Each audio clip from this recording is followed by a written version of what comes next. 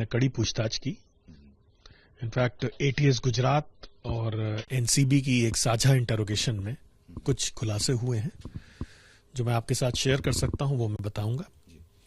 5 अभियुक्त जो पकड़े गए उसमें से उस्मान डारकू नाम का व्यक्ति कैप्टन था बोट का।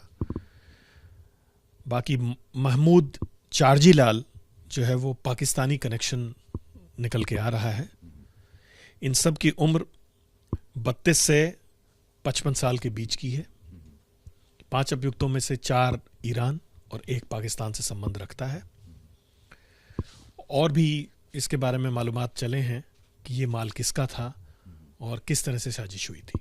सर, जो इससे पहले ऑपरेशन किया था एनसीबी ने और करीब 2500 से ज़्यादा जो ड्रग्स बरामद की थी, उसमें हाजी सलीम का नाम सामने आ रहा था जो दाऊद का बेहद करीबी है। क्या इस वाले जो सीजर से भी उसका कनेक्शन जुड़ता हुआ नजर आ रहा है अभी तक की जांच में? मैं आपको इतना ही बता पाऊंगा कि ये जो 2550 किलो मैथ का केस ऑपरेशन समुद्रगुप्त में एनसीबी ने किया था, माल भेजने वाला आदमी दोनों में एक ही है। ये उसी सिंडिकेट का माल था। अब उसका नाम हाजी सलीम, हाजी मोहम्मद, कई तरह के नाम आ रहे हैं, लेकिन सिंडिकेट सेम है जिन्होंने ड्रग भेजा था। इसको हमारे 1-2 असेट्स ने भी इस बात की पुष्टि की है। सर, इस जांच के दौरान सैटेलाइट फ़ोन बरामद हुआ है, तो क्या वजह है कि सैटेलाइट फ़ोन ही यूज़ किया जाता है? क्या वो एजेंसीज की पकड़ में काम आ पाता है? नहीं, मिड सी में आपके फ़ोन्स काम करना बंद कर देते हैं क्योंकि टावर्स नहीं होते हैं, तो वहाँ पे ये लोग थुराया सेट्स यूज़ करते हैं। हमें इसमें 1 थुराया सेट और 4 मोबाइल फ़ोन्स मिले हैं जिनकी हम फॉरेंसिक जांच कर रहे हैं। संभवतः उसमें से भी कुछ हमें जानकारियां मिलेंगी जो महत्वपूर्ण साबित होंगी। सर, इसके रूट की अगर बात करें तो इसका पूरा रूट क्या था? क्या ईरान से ही ये सभी लोग एक साथ चले थे कि या वाया पाकिस्तान होकर के आए थे? रूट इन्होंने क्या पकड़ा था सर? ये 5 लोग एक साथ ईरान से चाबहार एयरपोर्ट से चले थे। उस पोर्ट से ये सीधे इंडिया की तरफ आए।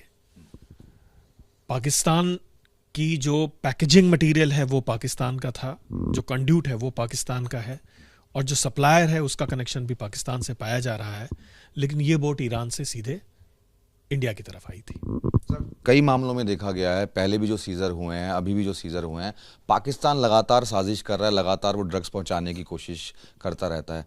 उसके पीछे की वजह क्या आपको नज़र आती है? क्या जो इंडिया है वो कोई रूट है यहाँ से ड्रग्स को आगे पहुँचाने का? देखिए, इंडिया डेथ क्रेसेंट और डेथ ट्रायंगल के बीच में भौगोलिक रूप से स्थित है। इस कारण से एक ट्रांजिट पॉइंट है, कंजम्पशन भी बढ़ा है। लेकिन साथ ही साथ पाकिस्तान की तरफ से देखें तो ये एक लो कॉस्ट वॉर चल रहा है जिसमें हमारे देश को, युवाओं को खोखला करने की ये साजिश है। साथ ही साथ आप एक बात गौर करें कि जितना भी पैसा आता है ये सारा क्रिमिनल नेटवर्क में जाता है। इतना रिटर्न जो भारी मात्रा में ड्रग मनी है, इससे तरह तरह की आपराधिक गतिविधियों को फंडिंग हो रही है, आतंकवाद को फंडिंग हो रही है।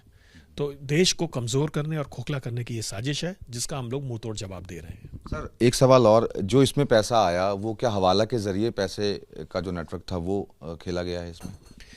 ये पैसा हवाला के जरिए ही गया जिसको कि हम लोग खंगाल रहे हैं। अभी उस पर बहुत ज़्यादा जानकारी मैं नहीं दे पाऊंगा। तो यानी कि जल्द ही जो माल इंडिया में सप्लाई होना था या फिर इंडिया से कहीं आगे जाना था उसका खुलासा एनसीबी कर सकती है? मुझे पूरी आशा है कि हम लोग एक कंप्लीट नेटवर्क को बस्ट करने में सफल होंगे। Thank you.